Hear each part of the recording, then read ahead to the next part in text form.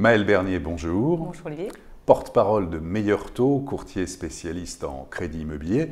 Alors dans un contexte où le marché de l'immobilier tourne à plein régime, en matière notamment de transactions, 927 000 ventes, c'est ce qu'ont indiqué les notaires sur les 12 derniers mois de l'année, on est en train de battre des véritables records. Le marché est porté par des conditions d'emprunt qui sont attractives. Est-ce qu'au niveau déjà des taux de crédit, on a atteint des planchers? Est-ce qu'ils peuvent encore baisser? Alors, on avait atteint les planchers il y a un an tout juste. On avait des taux qui étaient plutôt autour de 1,5 sur 20 ans. Une légère hausse fin de l'année dernière, 2016. Et puis, en gros, pendant 10 mois, il ne s'est rien passé. Les banques n'ont pas bougé.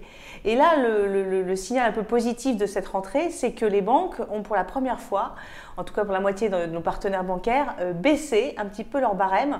Donc, on sent une vraie volonté des établissements bancaires de donner toujours un peu d'impulsion à ce marché du crédit immobilier et puis de proposer des taux qui sont réellement intéressants pour les emprunteurs. Alors, pour avoir une idée, où en est-on concrètement sur des taux aujourd'hui à 15 ans, 20 ans, 25 ans, voire 10 ans? Alors, sur 15 ans, on est autour de 1,5, sur 20 ans, autour de 1,75 et sur 25 ans, autour de 1,95. Donc, toujours sous la barre des 2%. Pour regarder un peu dans le rétroviseur et pour quand même se donner une idée, début 2016, on avait des taux sur 20 ans supérieurs à 2,30. Et déjà, on parlait de record. Donc, on est en fait toujours dans ce tunnel de taux extrêmement bas, tout simplement parce que les banques bénéficient toujours de conditions elles-mêmes d'emprunt extrêmement favorables. Il y a eu une petite effectivement fébrilité avant le premier tour des présidentielles. On a senti qu'on pouvait passer à la catastrophe et on a évité la catastrophe. Donc, les taux directeurs se sont détendus et les banques répercutent ça sur l'emprunteur de manière assez directe. Et les meilleurs profils, ce qu'on appelle les meilleurs profils, quels taux peuvent-ils obtenir? Alors, les meilleurs profils, ils vont se situer sur 20 ans, toujours autour de 1,20, 1,25. Alors, on a des records. Là, j'ai une agence qui a négocié un 0,95 sur 15 ans, avec une délégation d'assurance qui plus est. Alors, il y a toujours, on a toujours des exceptions comme ça, mais pour que les gens aient quelque chose en tête de précis, on est autour de 1,20, 1,30 pour les très bons dossiers sur 20 ans et entre 1,10 et 1,20 sur 15 ans. Cette évolution des taux, beaucoup se posent la question, ça va continuer à être aussi intéressant, au moins jusqu'à la fin de l'année, remonter progressivement? Quels sont vos pronostics? C'est difficile, mais quand même. Alors, les banques, vous savez, régulièrement nous disent attention, nos marges. Alors, la réalité, c'est que leurs marges sont plus confortables aujourd'hui qu'il y a 6 mois, donc ça, c'est un premier élément. Nous, on ne parie pas du tout chez Meilleur Taux pour une hausse de taux. Il n'y a aucune raison aujourd'hui macro que les taux repartent. Alors, ce qu'il faut voir, c'est qu'effectivement, à l'horizon fin 2017, les taux vont rester sous la barre des 2%, c'est certain. Ensuite, il va falloir voir, mais il n'y a pas de raison, si vous voulez, pour l'instant, que les banques remontent. La preuve, c'est qu'en septembre, elles ont baissé alors que tout le monde disait attention, qu'est-ce qu'elles vont faire? Donc, il faut rester très serein. Pas de hausse de taux à l'horizon? Il n'y a pas de hausse de taux à l'horizon, il n'y a aucune raison. Tout contexte macro évidemment équivalent et pas de conflit qui pourrait dégénérer, qui pourrait évidemment entraîner des changements. Mais pour l'instant, il n'y a pas de raison que les taux remontent. Et au 1er janvier 2018, est-ce que l'assurance emprunteur, ça va changer la donne ou pas? Alors, l'assurance emprunteur, elle existe déjà. C'est-à-dire que les gens ont déjà le choix de prendre ou l'assurance groupe ou l'assurance dite déléguée, c'est-à-dire ailleurs. La grande nouveauté du 1er janvier 2018, c'est que des emprunteurs qui ont signé un contrat de prêt en 2014, 2012, 2013, qui n'ont pas du tout fait attention à leur assurance, comme c'est souvent le cas, ils vont pouvoir, au même titre que leur assurance auto, leur assurance habitation, changer d'assurance emprunteur et donc réaliser encore des économies, même s'ils sont déjà dans le crédit. Et ça, c'est effectivement la grande nouvelle, puisque jusqu'à présent, ne pouvaient changer que les gens qui étaient dans l'année qui suivait l'offre de prêt, donc c'est-à-dire ça, c'était la loi Hamon, et puis pas les contrats qui étaient en cours, qui avaient 2-3 ans. Donc ça, c'est une vraie nouveauté, et il y a des économies très importantes à réaliser. Et par rapport au taux de crédit, l'évolution des prix. Alors, on a des prix qui augmentent fortement, pas partout. Et pas au même rythme.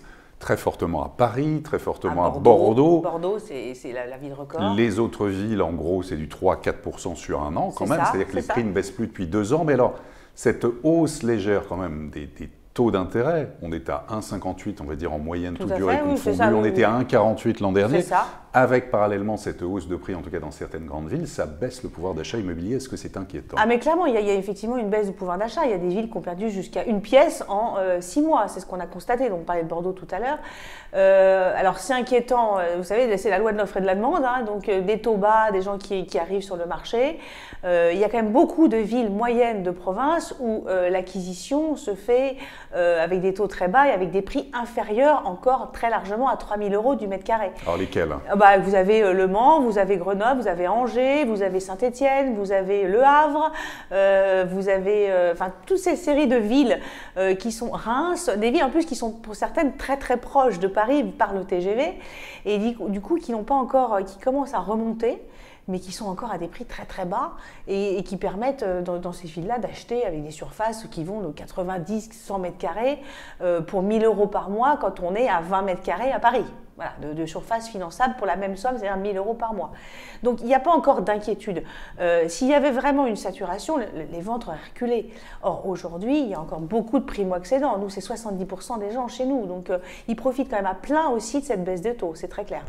Alors justement, à propos de primo-excédents, le gouvernement a annoncé sa stratégie logement, a fixé le cap pour 2018 avec un choc d'offres, avec un recentrage du Pinel et du prêt à taux zéro. Qu'est-ce que vous en pensez? Les points positifs et négatifs selon vous sur cette stratégie logement du gouvernement? Alors déjà, l'objectif numéro 1, c'est quand même de faire des économies. Donc là, on voit très bien qu'avec le PTZ notamment, on a surtout supprimé dans les zones dites non tendues, ce qui va beaucoup souffrir, c'est la maison individuelle. Parce qu'il y avait effectivement, c'était des catégories de population qui avaient accès au PTZ.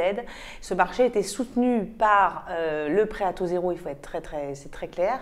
Donc là, il y a une vraie volonté clairement de faire des économies parce qu'on va calmer un peu la demande sur ce marché-là. En revanche, il reste des choses positives. Moi, je trouve que les conditions, le prêt à taux zéro dans les zones donc non tendues, la zone C, mais soumis aux conditions de travaux, c'est extrêmement intelligent. Ça a été mis en place par le précédent gouvernement. C'est intelligent parce que ça contribue à ce que le patrimoine soit réhabilité, à ce que les gens fassent des travaux, ne vivent pas dans des taudis. Donc, c'est plutôt une bonne chose. Le choc de l'offre, bon, ça, on parle de ça depuis des années. Il y a des villes où il n'y a pas besoin de choc de l'offre, où il y a tout ce qu'il faut. Il y a des villes où on va pas monter les arbres vont pas monter au ciel. Donc il va falloir plutôt certainement réfléchir à des modes de vie un peu différents. On ne va pas forcément tous se concentrer sur une grande ville, peut-être des transports qui s'améliorent. Il y a plein de sujets à développer, plutôt un peu macro autour de ça. Le bail mobilité, est-ce que ça va dans le bon sens? Oui, de toute façon, tout ce qui va dans le bail mobilité, comme le contrat de travail un peu plus mobile, plus flexible, va dans le bon sens. Là où moi je suis un peu plus réservée, notamment sur le contrat de travail, c'est comment les banques vont l'appréhender. C'est-à-dire que c'est bien les contrats des 3 ans de chantier, de durée indéterminée, mais qui peuvent s'arrêter. Sauf qu'aujourd'hui, on sait que les banques, sans CDI, pas de salut. Donc, sauf les professions libérales, mais qui justifient 3 ans, mais c'est très compliqué. Donc là, il va falloir revoir tout ça. Quels sont les systèmes de garantie qu'on va mettre en place? Est-ce que quelqu'un qui a un contrat comme ça et qui travaille régulièrement va se retrouver pénalisé et pourra acheter? Qu'est-ce qu'on va mettre en face? Ça, c'est quelque chose qui n'a pas du tout été évoqué par le gouvernement. Tout comme les droits de mutation, qu'on appelle assez injustement les frais de notaire, alors que les notaires perçoivent une infime somme de ce qui est prélevé.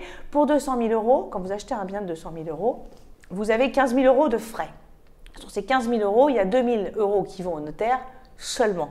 13 000, c'est des taxes, des impôts, c'est l'État, c'est les collectivités. Ça, pas un mot. Et ça, c'est un vrai frein, puisqu'on sait très bien que pour les jeunes, c'est souvent ces petits 10% qui vont manquer pour acheter. Donc moi, je pense que plutôt que de perfuser avec des prêts à taux zéro et un peu des usines à gaz, quand même, on a un peu de mal, même professionnel, à se repérer. Le vrai problème, c'est sur les droits de mutation, et ça, pas un mot. Qu'est-ce que vous attendez en conclusion du président Macron et du gouvernement sur l'immobilier en général alors? Il faut pas effectivement, moi la seule hantise qu'on a et qu'on a tous, c'est qu'il ne faut pas qu'on concentre toute l'imposition et toute la nouvelle imposition sur l'immobilier. L'IFI, enfin l'impôt sur la fortune immobilière, dans les propriétaires, il n'y a pas que des gens extrêmement fortunés. Vous avez des gens qui ont acheté pour compléter leur retraite et qui ont très peur. On le sait aujourd'hui, on le voit très bien. Les investisseurs aujourd'hui sont sur le retrait, les petits investisseurs, ils attendent. Donc il faut que ça soit très clair, très clarifié tout de suite et qu'on n'ait pas l'impression quand même que l'immobilier va être un peu la pompe dès qu'on ne sait pas où aller taper, hop, on va sur l'immobilier. Maëlle Bernier, merci beaucoup. Merci. Et à très bientôt pour une prochaine édition du Club Immo.